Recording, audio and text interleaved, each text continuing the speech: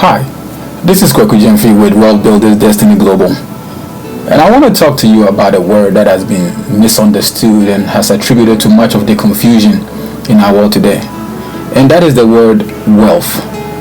The word can be a bit complicated and disillusional, like the word love. When love is used in reference to something, the notion can be at times a bit unclear as to what the person is thinking about or referring to. The same thing applies to wealth.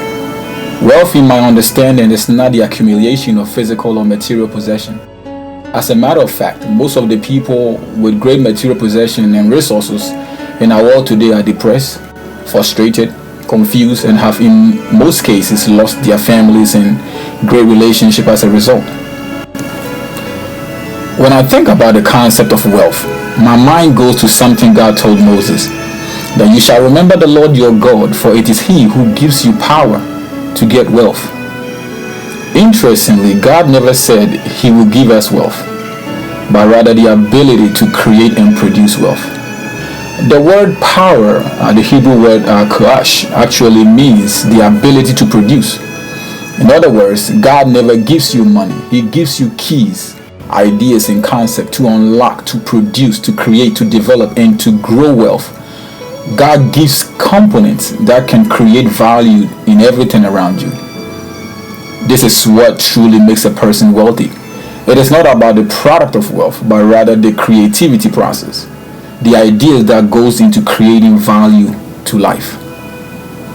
Creativity gives you the ability to do common things in an uncommon way. For example, the founder and CEO of Amazon sells things every department or brick and mortar store sells. He, however, found a creative way to market the same product to appease the convenience of people.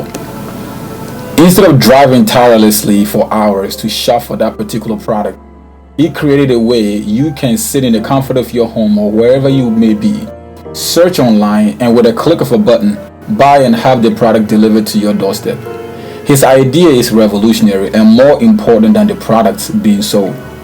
So if you want to be wealthy, don't pray to God for money. Ask Him for ideas.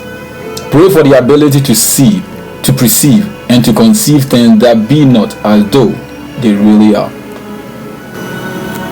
I remember a true story about two young Americans who left summer to visit India.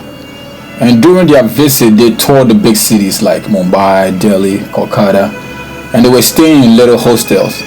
And one of them was sitting on the porch one day, looking over a yard and the streets.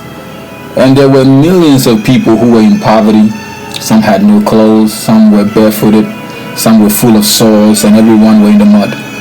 And the young man said, "Wow, look at the poor people and look at the people up there with no shoes on.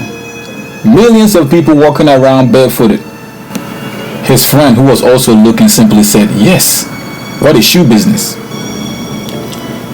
They both saw the same thing. Or did they? Well, they both returned to the States and got back to college. One of them dropped out of the school. He decided he wanted to do something about those bare feet in India. He went ahead and designed a plastic shoe, produced a prototype, and found investors to invest with him, and produced a shoe business that today has become well known as Tom McKinn's. The guy who stayed in school was later hired by him to count his money. That's just amazing. They both looked at the same thing but saw something different.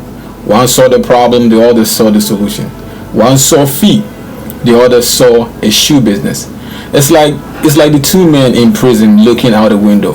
One saw mud, the other saw stars. Their freedom was locked up in what they could see and imagine.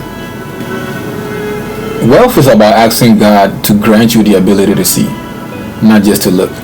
Because eyes that look are common, but eyes that see are rare. The key to wealth is having divine perspective, having the ability to see possibilities in everything. This is the reason why God says, if you want greatness, don't pray for money, pray for ideas. Solomon was the richest man who ever lived because when God asked him what he wanted or desired, and though he could have asked for silver and gold, destructions of his enemies and whatnot, he asked God for wisdom, the ability to understand and apply knowledge effectively. Wealth, the Hebrew word kayal, actually means strength, power, riches, and integrity. Life as designed by God is first spiritual, then mental, then physical, financial, then relational. True wealth is about having dominion, control, influence, power, and good success in all these 5 areas of life. I define true wealth as the ability to experience the totality of life in abundance, to impact and advance the kingdom of God and the world for the transformation of destinies. I say it again. I define true wealth as the ability to experience the totality of life in abundance, to impact and advance the kingdom of God, and then to impact your world for the transformation of destinies. True wealth is having the ability and capacity to create and produce whatever you need, whenever you need it. True wealth is the discovery of your worth. It is the difficulty of being replaced because of the demand or need your gift serves. There are 3 dimensions or 3 levels to true wealth. The first is transactional, the second transformational, and the third sovereign. In the first level of wealth, which is transactional wealth, this is where you exchange value for a reward. Money is part of that reward. You can convert the value that you have into products and services that are needed and useful, package them and communicate it with excellence to a targeted consumer. In the second dimension of wealth, which is transformational wealth, you don't necessarily sell products. It's given out freely. The difference between the first and the second is that you bless people lavishly and you are rewarded for changing lives and transforming destinies.